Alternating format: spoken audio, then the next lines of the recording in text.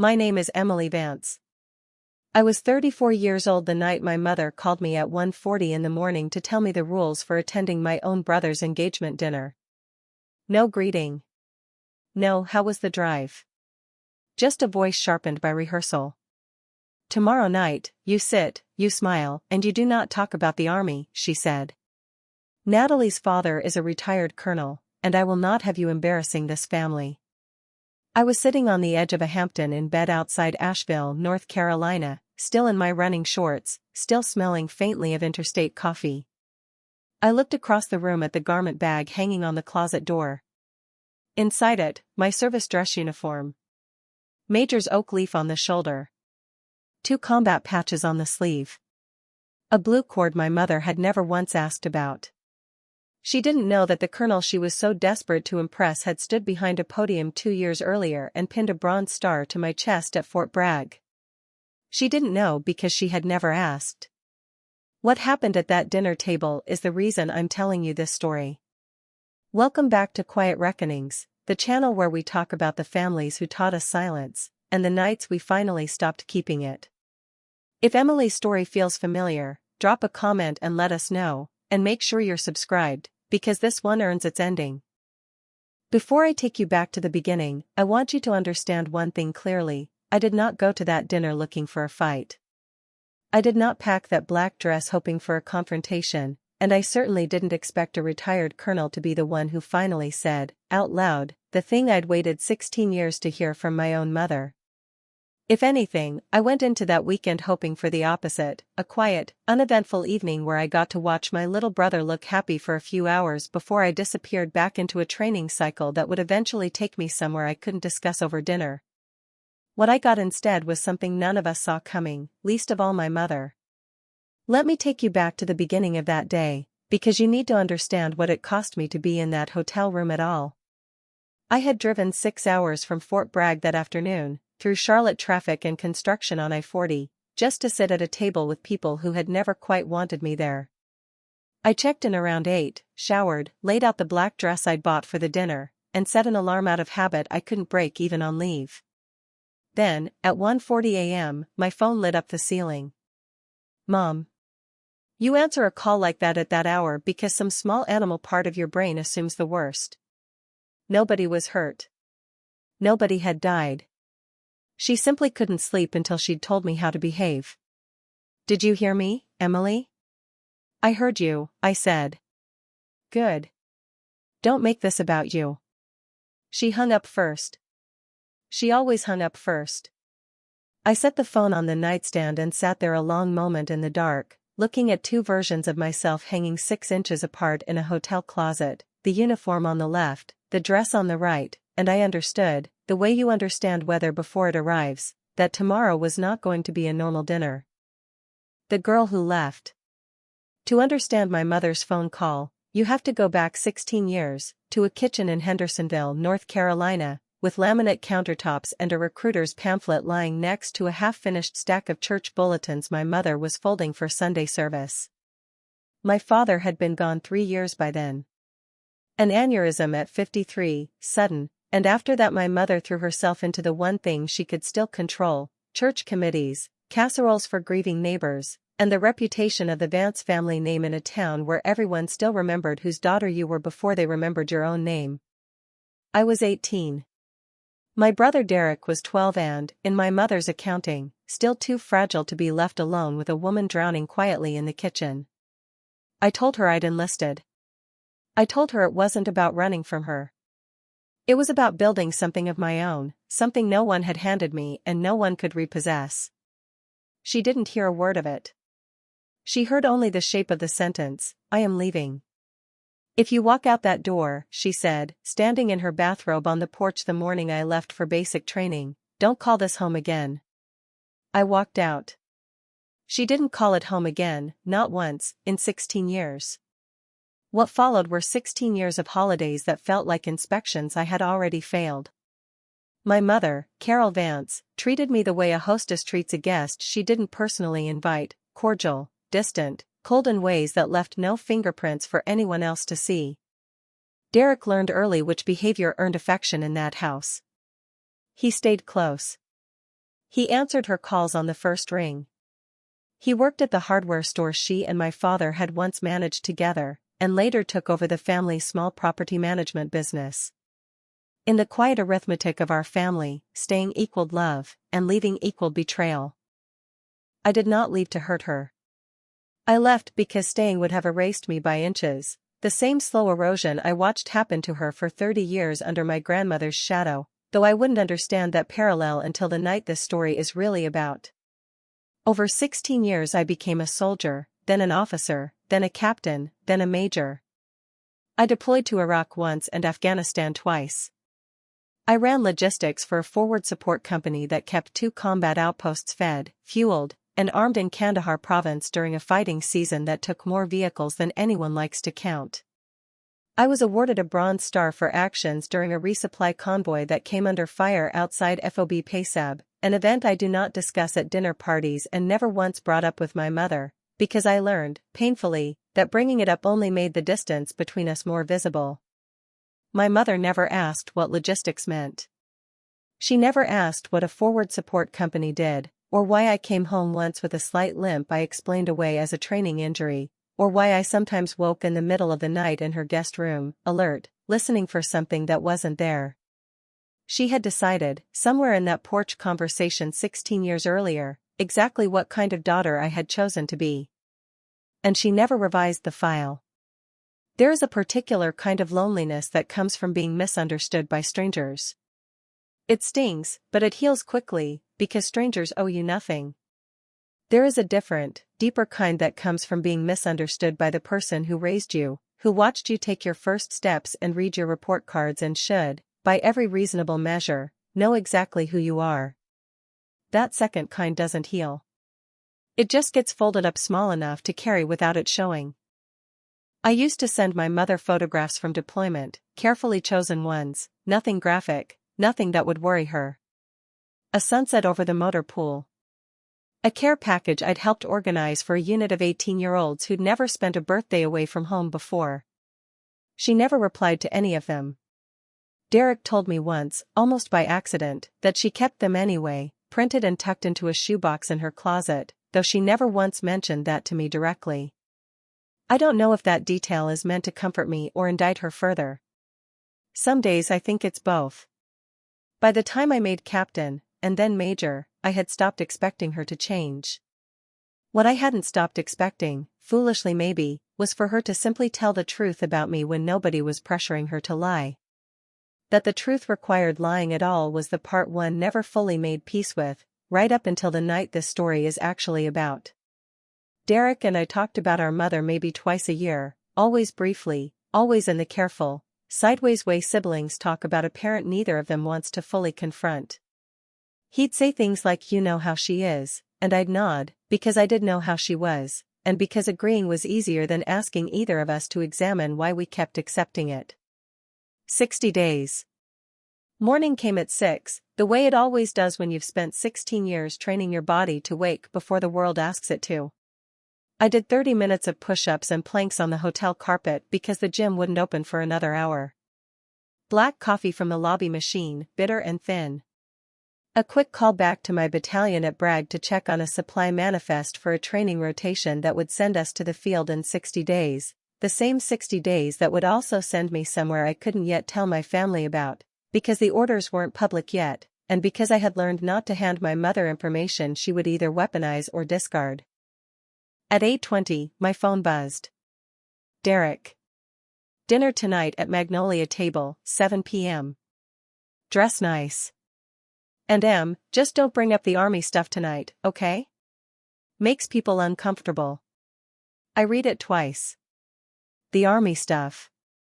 16 years, 3 deployments, a Bronze Star, a limp I'd never fully explained, and my own brother reduced it to a hobby, something you mention once and move past, like a season of youth soccer. I sat with that text for a long moment, thumb hovering over the reply field, drafting sentences I never sent. I typed out one that said, simply, "It's not a hobby, Derek," and deleted it before I could talk myself into believing it would land the way I meant it. I typed another that said nothing at all, just a thumbs up, the universal punctuation of a family that has learned not to ask each other real questions. I deleted that one too. I didn't answer him. I opened the closet instead. Uniform on the left. Dress on the right. I took the dress, not because I was ashamed of the uniform, I have never once been ashamed of that uniform, but because this was Derek's night, not mine. Walking into his fiancée's family celebration in service dress would make me the headline of an evening that wasn't supposed to be about me. The whole reason I'd driven 6 hours was to see my brother's face one more time before I left the country again. That was the entire plan. Just his face. Nothing else. Around 10, a text came in from a number I didn't recognize. Hi Emily. So excited to finally meet you tonight. Derek's told me so much about you. Quick heads up, my dad's pretty traditional and doesn't love heavy topics at the table, so let's keep tonight light and easy. Natalie. Derek's told me so much about you.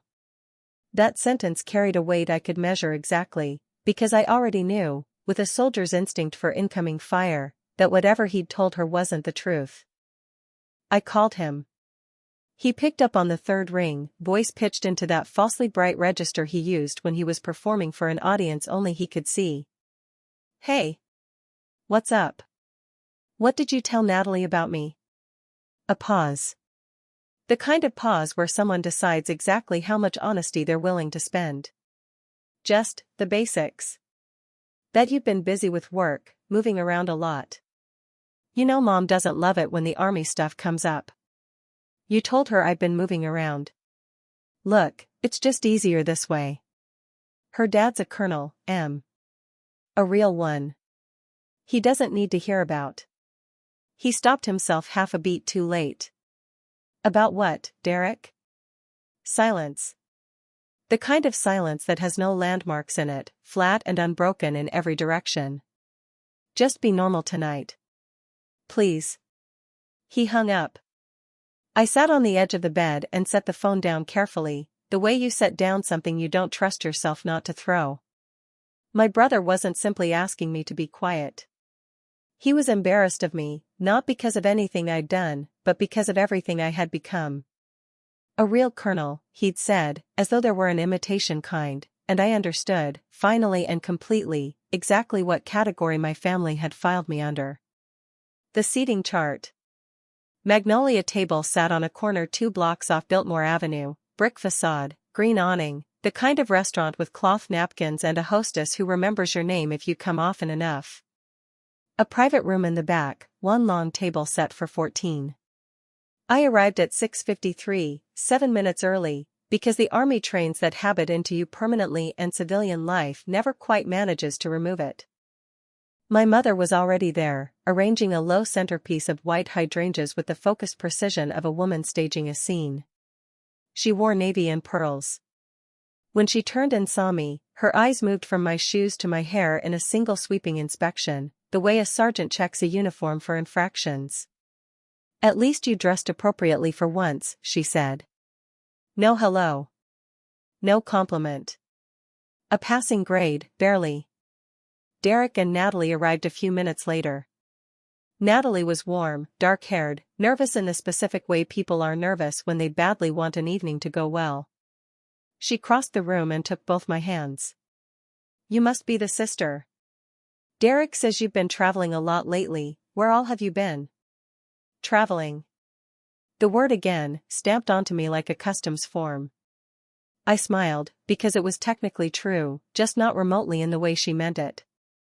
My mother steered me to my seat, the far end of the table, 6 chairs down from the head, beside a place card that read Colonel Richard Cross, Ret. I looked at that name and felt something tighten in my chest before I could name why. Before the Cross family arrived, my mother pulled me into the hallway outside the private room. Dim sconce lighting, burgundy carpet, the particular hush of a restaurant between services.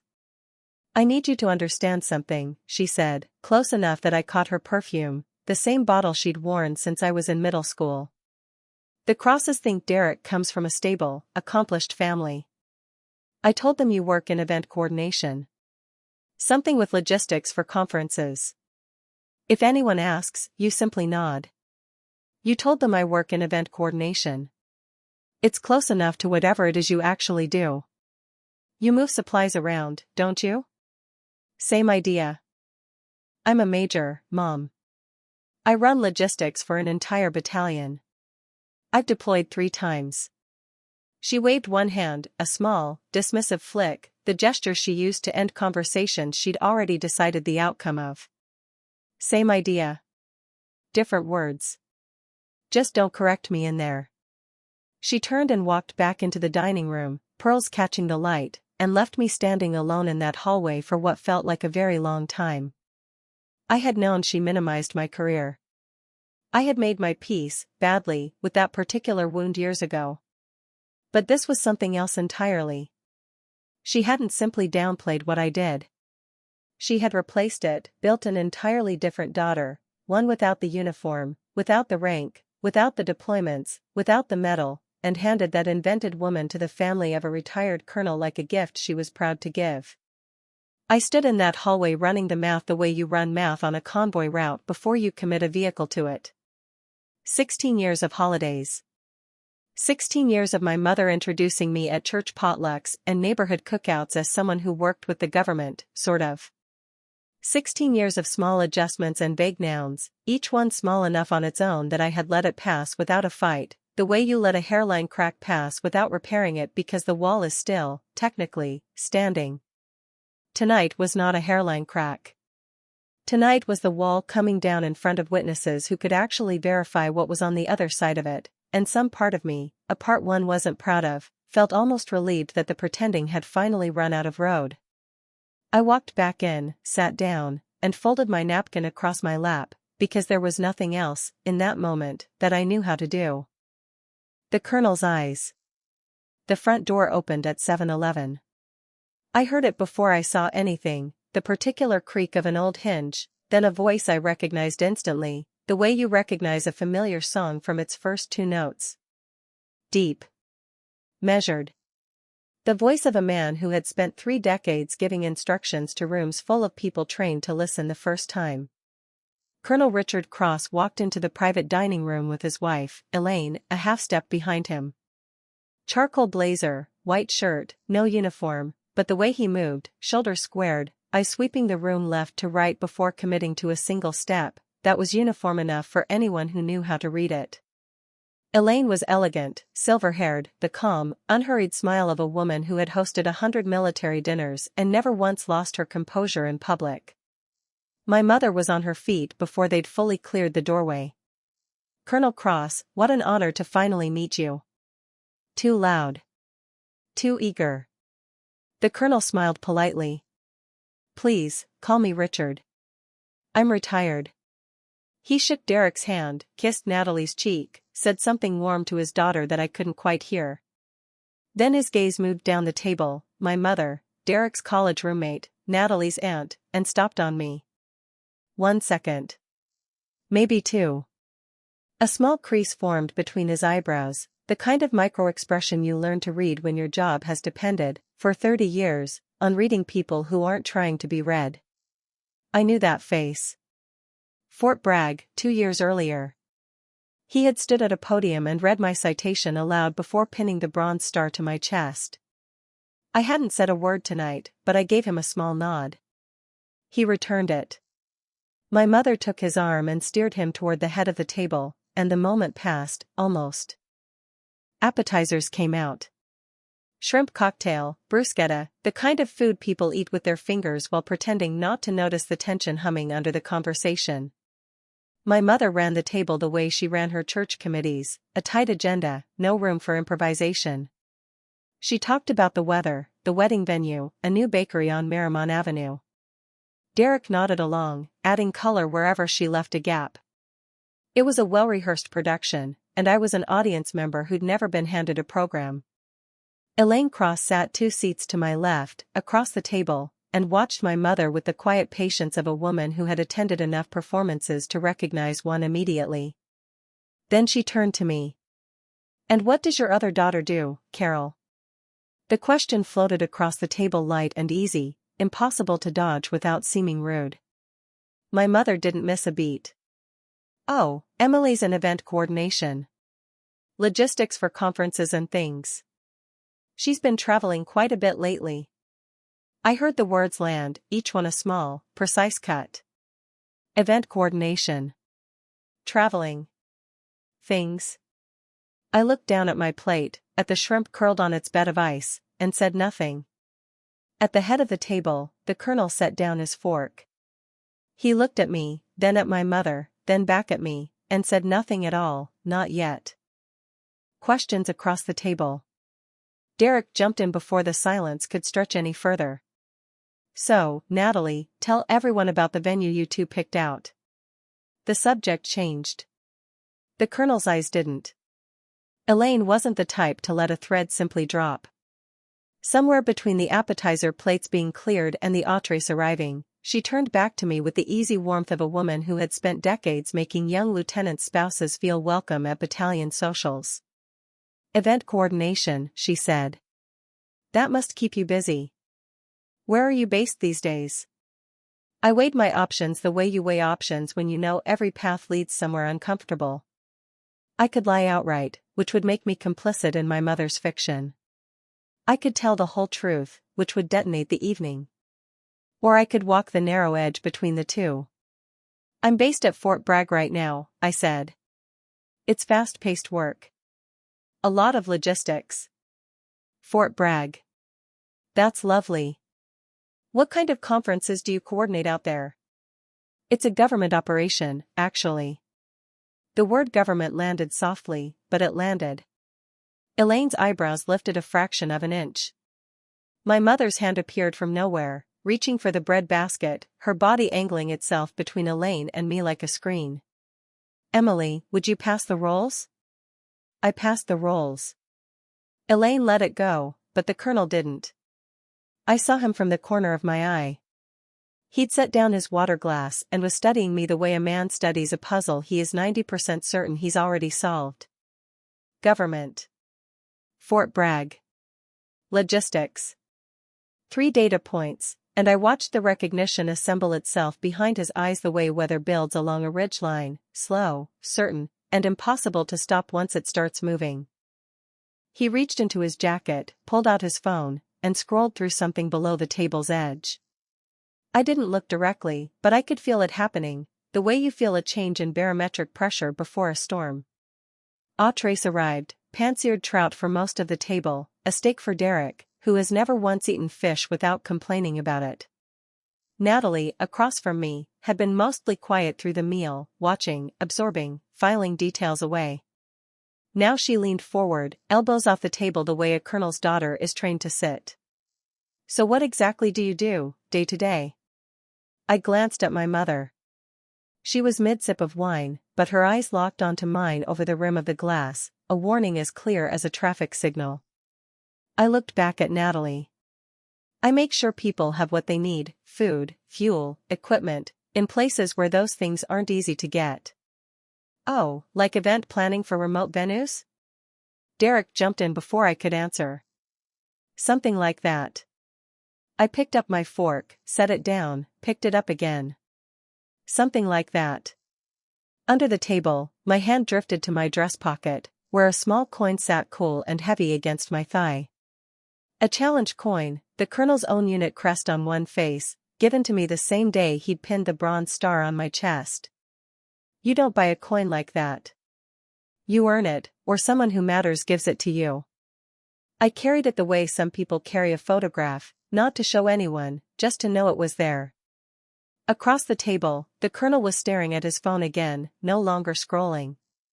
His jaw tightened, just slightly, just enough for someone trained to notice it. Between the entree and dessert, Elaine excused herself. My mother followed the way she always followed anyone she wanted to manage. I watched them disappear toward the restroom and knew, with total certainty, exactly what conversation was about to happen. I learned the details later, from Elaine herself. She had leaned against the marble counter and mentioned, almost idly, "Your daughter seems very composed for someone in event coordination." My mother had adjusted an earring in the mirror. She's always been the quiet one. Not much ambition, honestly. Derek's the one with drive. Elaine had pushed, gently. She mentioned a government operation. Is she working on a base, maybe? And my mother, the woman who alphabetized her recipe cards and ironed her tablecloths, had looked Elaine Cross directly in the eye and said, something like that. She's never been very clear about what she does. You know how some children are. Elaine had nodded, smiled politely, and felt, the way a baker feels when bread has gone wrong in the oven, that something didn't add up. When the two women returned to the table, Elaine leaned close to her husband's ear and said something I couldn't hear. I saw his face change. He closed his eyes for 1 second, opened them, and looked directly at me. He wasn't guessing anymore. Here is what Colonel Cross had found on his phone, though I wouldn't learn the details until weeks later, over coffee at his home in Black Mountain. Somewhere between Elaine's first question and my mother's hallway lie, he had opened his photo gallery and typed a single word into the search bar, Vance. The phone returned 3 photographs, all from the same afternoon at Fort Bragg 2 years prior. In the first, he stood at a podium reading a citation aloud. In the second, he was shaking a young officer's hand. In the third, the one that mattered, he was pinning a bronze star to the dress uniform of Major Emily Vance. My face in 3/4 profile, hair pulled tight beneath my cap, eyes forward, shoulders square. He zoomed in. Then he looked up from the phone and looked at me, the same woman now sitting at the far end of a dinner table in a black dress, being introduced as someone who coordinated conferences and drifted between jobs. Same cheekbones. Same posture. Same stillness under pressure. He told me later that his first feeling wasn't anger. It was confusion. He couldn't understand why a mother would erase her own daughter's service. In his world, the world of deployments and homecomings and folded flags, a child who serves is a child you brag about at the grocery store. You don't invent an entirely different daughter to protect a dinner party. He put the phone face down on the table. He straightened his napkin, glanced once at Elaine, and something passed between them, the kind of communication that takes 30 years of marriage to build and 0 spoken words to execute. Then he waited, because a colonel knows precisely when to act and when to let a moment find its own shape first, the way you let a convoy clear a checkpoint before you commit the rest of the column behind it. I didn't know any of this was happening in real time. From where I sat, all I saw was a retired officer quietly studying his phone between courses, the way plenty of people do at dinner when they think no one's watching. I had no idea that 3 photographs from a ceremony 2 years in the past were about to rearrange an entire evening, an entire family, and, in a smaller but very real way, the rest of my relationship with my own mother. The toast. Dessert plates came out, chocolate torte and a raspberry coulis nobody quite finished. My mother stood and walked the length of the table toward my end, passing behind Derek's chair, behind Natalie's aunt, behind the empty seat where Elaine's coat hung. She stopped beside me and bent down, her breath faintly sweet with wine. "You're doing fine," she said quietly. "Just get through the toast, and we're done." There it was again. The same instruction from the 1:40 a.m. phone call, worn smooth from repetition. "I haven't said a word, Mom." "Good. That's all I'm asking." I looked at her then, really looked. She was 59 years old, her makeup flawless, her pearls perfectly straight, and her hands, faintly, were shaking. Not much. Just at the fingertips, the way a person's hands shake when they're holding something heavy and trying very hard to look like it's light. "No," I said. "That isn't all you're asking. You're asking me not to exist." Her chin lifted. "Don't be dramatic." She walked back to her seat, smoothed her skirt, and cut a precise triangle from her torte, and it was, without question, the most controlled performance I had ever watched her give, a woman whose entire identity was built on control, holding the last of it together with both hands. Derek chose the lull between dessert and coffee to make his pitch. I watched it coming the way you watch weather roll in over open ground, the adjusted tie, the lean toward the head of the table. "Colonel Cross, I don't know if Natalie mentioned, but I'm expanding the property management business into insurance services, specifically for military families relocating to the area. It's a growing market, and I'd love to connect with any of your contacts who might How much do you know about military life, Derek? The question was quiet, almost gentle, but it stopped him cold. Well, I've done research. Read a lot of case studies, talked to a few veterans in town. Research is a good start, the colonel said evenly. Experience is better. He looked at me then, not a glance, a look, the kind that carries an entire sentence folded inside it. He looked at the woman who had run logistics through a fighting season in Kandahar province, and then at the man offering to sell that same community insurance policies based on second-hand research, and something in his expression made the whole table go slightly quieter without anyone quite understanding why. When coffee came, the colonel stood, tapping his glass once with a spoon. I'd like to propose a toast before we wrap up the evening. The room went silent, the real kind, the kind where forks stop mid-air and half-finished sentences simply die. My mother smiled, the smile she reserved for moments she'd spent all evening engineering. She thought this was her moment, the retired colonel about to bless her son's engagement, the reward for a night of careful management. He held his glass at chest height. Not raised. Not yet. That's a soldier's tell, you don't lift the glass until you're ready for people to drink. I've spent 32 years in the United States Army, he began, his voice carrying the room without effort. And in that time I've learned you can tell everything about a family by watching how they treat each other when they think no one important is paying attention. He let that settle. My mother's smile held, but something behind it had already begun to shift. Derek. Natalie. He looked at them with something genuinely warm. I'm proud of you both. Marriage is a campaign, it requires planning, sacrifice, and above all, honesty. He said the word honesty the way a judge says guilty, with finality, without any real interest in debate. Tonight, he continued, I'd like to talk about honesty. My mother's smile flickered at the corners, a small adjustment, like a pilot correcting for wind shear. The colonel set down his glass, pushed back his chair, and began to walk, not toward Derek and Natalie, but down the length of the table, past the empty dessert plates and crumpled napkins, toward the far end. Toward me. Richard, my mother said, her voice climbing an octave. The kids are at the other end of the table. He didn't stop. 5 steps. 6. 7. The room seemed to shrink with each one. He stopped directly in front of me. I looked up. He looked down. We held that for 3 full seconds, the length of a salute, the length of a breath you take before stepping off a ledge. Hello, Major, he said, quietly enough that only the nearby chairs could hear at first, then louder, so the whole room could. I'm surprised, and honestly, quite pleased, to see you here. Good evening, sir, I said. My voice was steady, the one I use when it matters. Would you mind standing up and telling this table your name and unit? I stood. Chair back, shoulders square, not at attention, but close enough that anyone at that table could feel the difference between a person who'd merely learned to sit up straight and one who'd learned to stand on a parade ground. Major Emily Vance, I said. 2nd Battalion, Sustainment Brigade, Fort Bragg, North Carolina. The silence afterward was total. Not awkward silence, the kind that happens when the floor of a room shifts and nobody can quite locate the walls anymore. The colonel turned to face the table.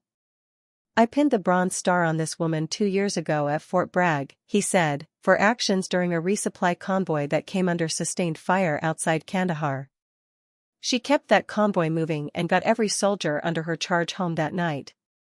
He paused, letting it land fully. And tonight, her own family introduced her to my wife as an event coordinator.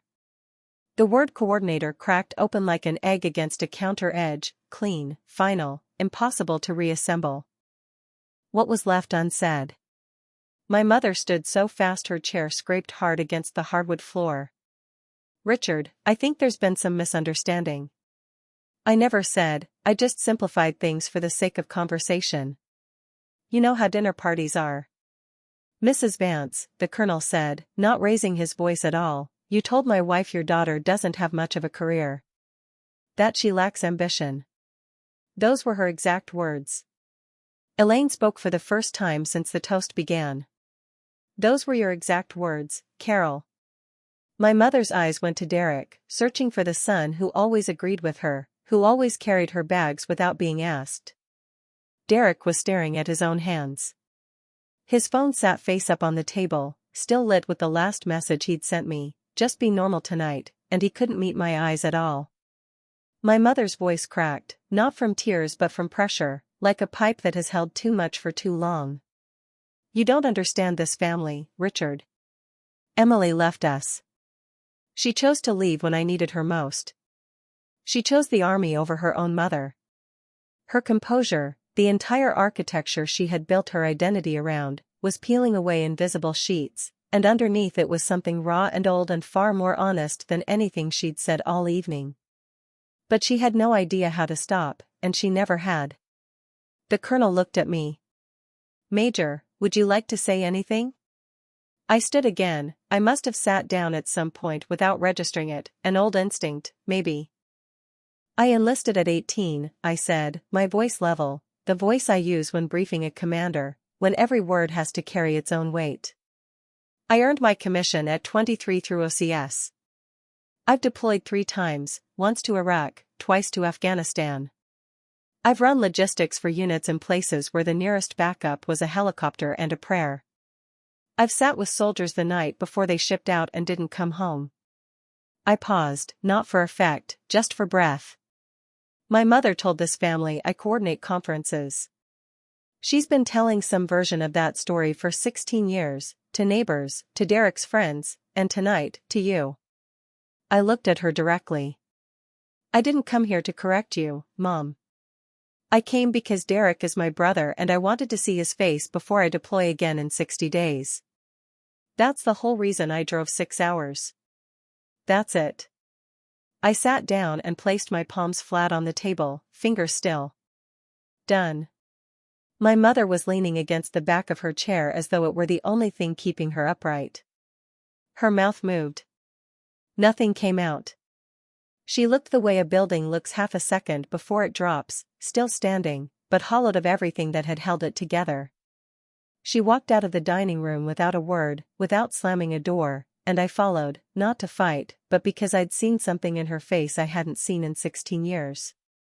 Real fear, not the performed kind she reserved for seating charts and centerpieces. I found her in the hallway, leaning against the wall near the restroom, hands trembling openly now, no longer hidden. She reached into her purse and pulled out a small, laminated photograph, its edges soft from years of handling. I recognized it instantly, though I'd only seen it once before, years ago, in a drawer she thought I didn't know about, my grandmother in a nurse's uniform, hair pinned back, an expression that was half smile, half already leaving. She left when I was 11, my mother said, her voice stripped down to something I barely recognized. Said she had to find herself. Moved to Charlotte for a hospital job. Never called on my birthday. Never explained anything. She touched the photo with her thumb. When you enlisted, I saw her face in yours. The same certainty. Like the door was already closing. So you made sure I had nothing to come back to, I said. She didn't answer. She just stood there, holding the photograph of a woman who left, raised by a woman who never forgave the leaving, raising a daughter she'd spent 16 years punishing for the very same sin. I want to be honest about something here, because this is the part of the story people ask me about most.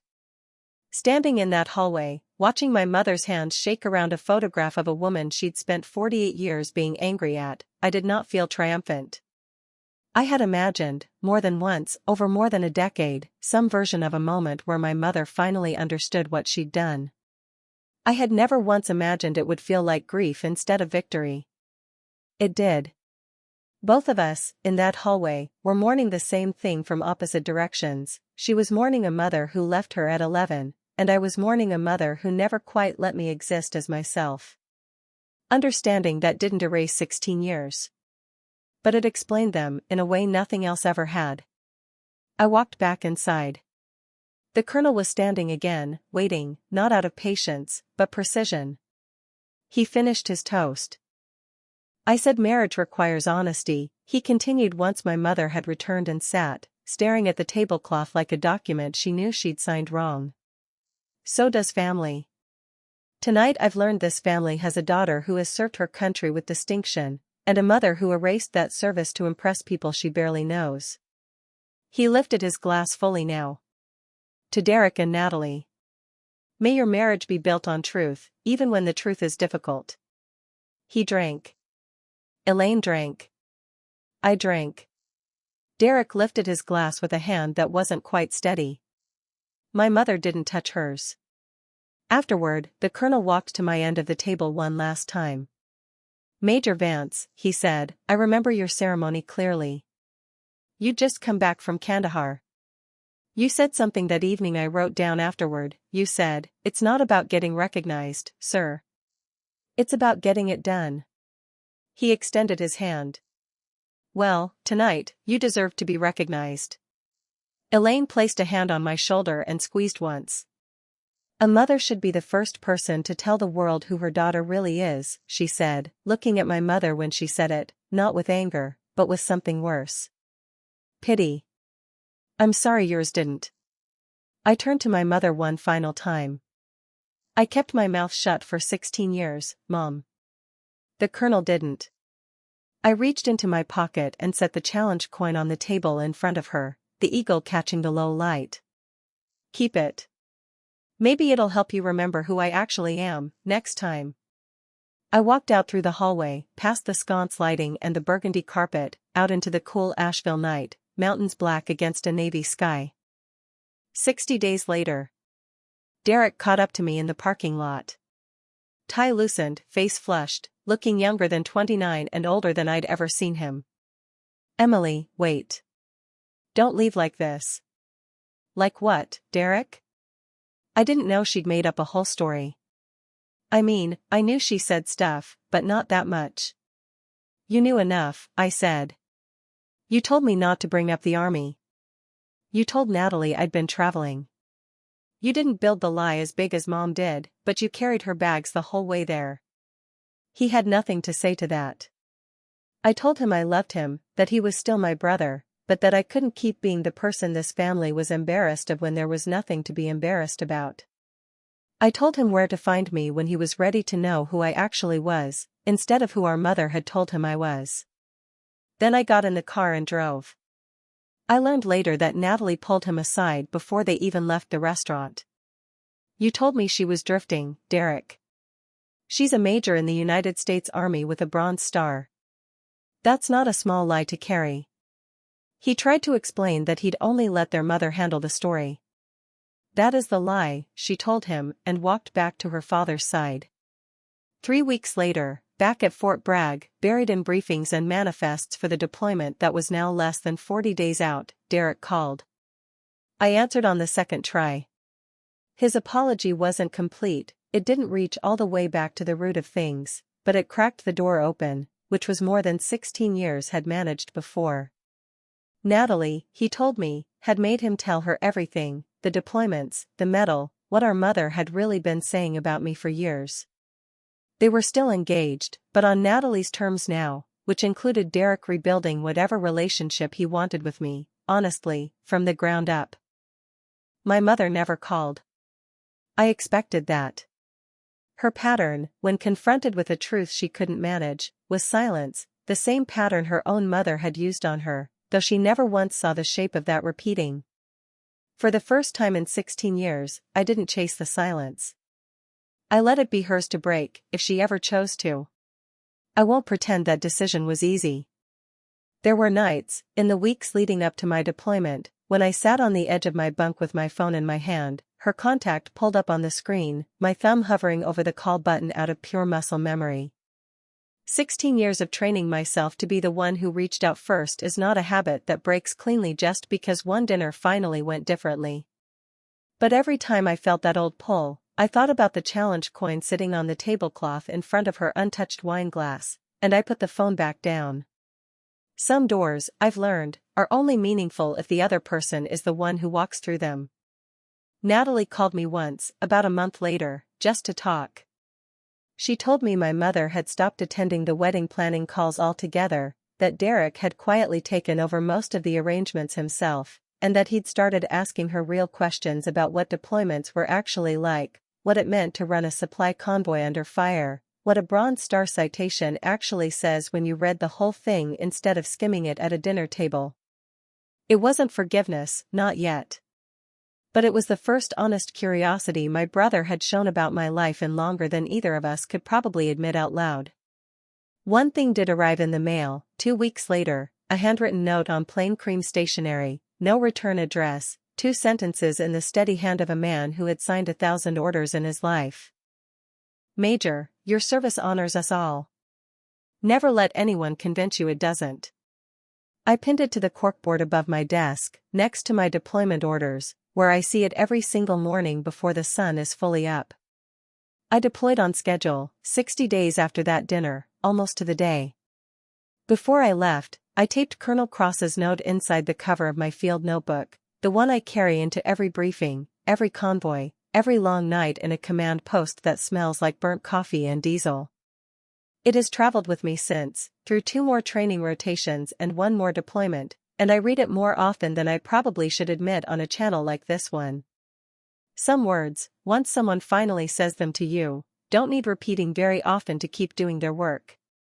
I spent 16 years letting my mother's version of me be the only story anyone in that family ever heard. Then, one evening in Asheville, North Carolina, a retired colonel asked me a simple question across a dinner table, and I learned something I should have known all along. The people who truly see you have never once needed your silence to feel comfortable sitting across from you. That's my story. 1 phone call at 1:40 in the morning, 1 dinner, and 1 colonel who said the thing my own mother never could. If this reminded you that your service, whatever form it takes, matters, even to the people who refuse to see it, share it with someone who needs to hear it tonight. Thank you for watching. Drop a comment, hit subscribe, and I'll see you in the next one.